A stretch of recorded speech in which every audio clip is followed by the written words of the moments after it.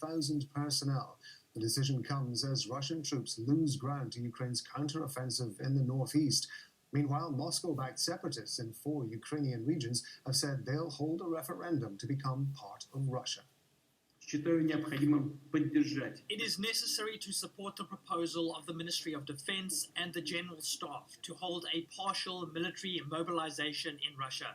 I repeat, we are talking of a partial mobilization only.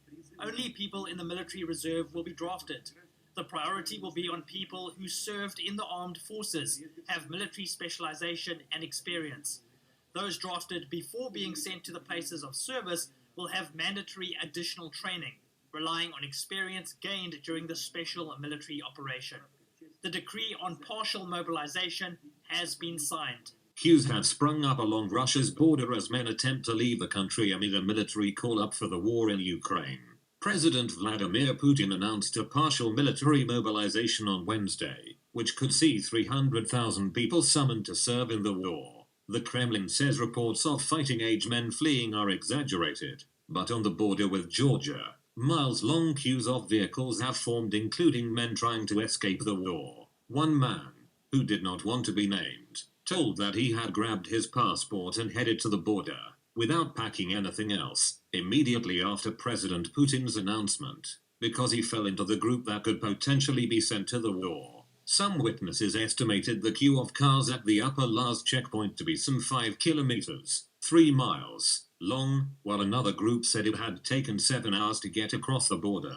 Video from the scene showed some drivers leaving their cars or trucks temporarily in standstill traffic. Georgia is one of the few neighboring countries that Russians can enter without needing to apply for a visa.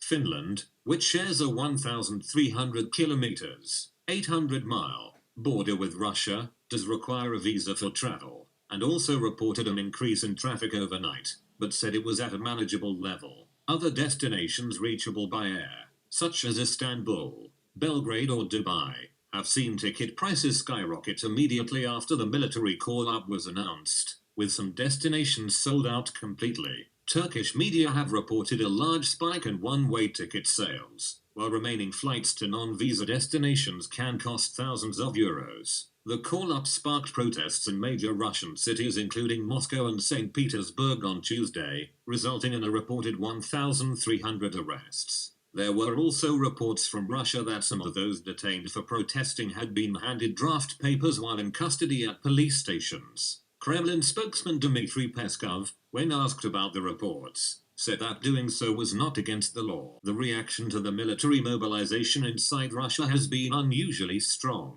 The UK's Ministry of Defence, commenting on the call-up in its Wednesday morning briefing, noted that the mobilization is likely to be highly unpopular with parts of the Russian population.